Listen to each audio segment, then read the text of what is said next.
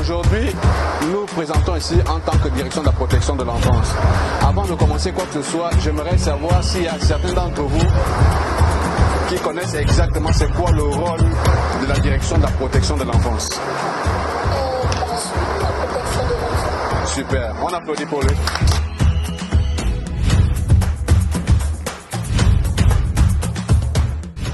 La direction de la protection de l'enfance est une direction qu'a créée la fédération en 2022.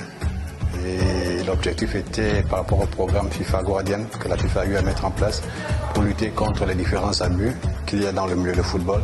Il fallait qu'on se saisisse de ce problème, de ce phénomène pour assainir l'environnement du football au Gabon. Et pour cela, nous avons jugé utile de créer la direction de la protection de l'enfance afin de mieux gérer et protéger nos enfants.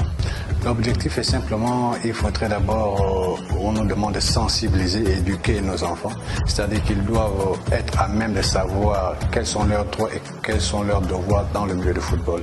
De telle sorte qu'aujourd'hui, si un encadreur malveillant vient à leur proposer des choses qui ne sont pas acceptables, qu'ils sachent quoi faire exactement et où se signaler le comportement mafieux de cet encadreur.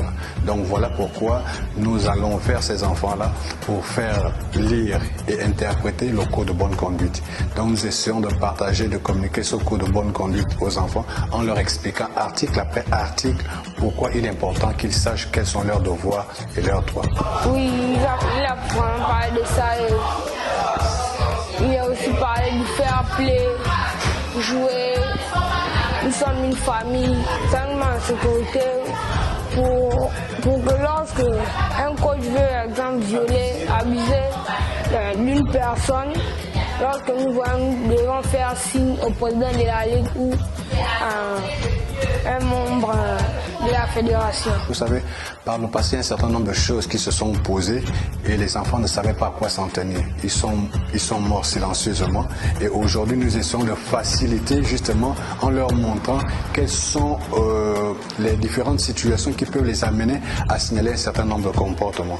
Je leur ai dit par exemple que lorsqu'il y a un comportement mafieux vis-à-vis d'un encadreur, qu'est-ce qui se passe? Ils peuvent aller voir un dirigeant de la Ligue pour expliquer c'est quoi le problème. À travers les réseaux sociaux, à travers le site de la Fédération gabonaise de football, nous aurons des formulaires de signalement. Donc même de manière anonyme, on leur montre comment ils peuvent signaler un problème de telle sorte qu'ils ne soient pas jugés peut-être par le coach ou exclus du club, mais ils pourront signaler sans forcément donner leur identité.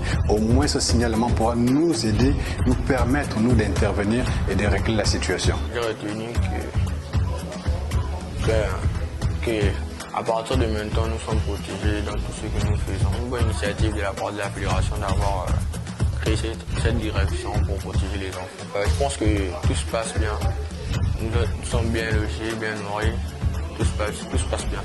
Les mesures qui sont à prendre sont tellement simples, c'est-à-dire que dans un premier temps, dès qu'il y a signalement, tout de suite nous ouvrons une audition. Une audition, c'est-à-dire c'est une enquête, nous allons écouter les différents concernés et lorsque nous écoutons, nous allons analyser. Alors si nous trouvons qu'il y a des éléments de preuve qui accablent l'encadreur, en ce moment, qu'est-ce qu'on fait? Je fais un rapport que je dépose au secrétariat général de la fédération qui à son tour va faire un soit transmis à la commission de discipline pour essayer de sanctionner le coach véreux.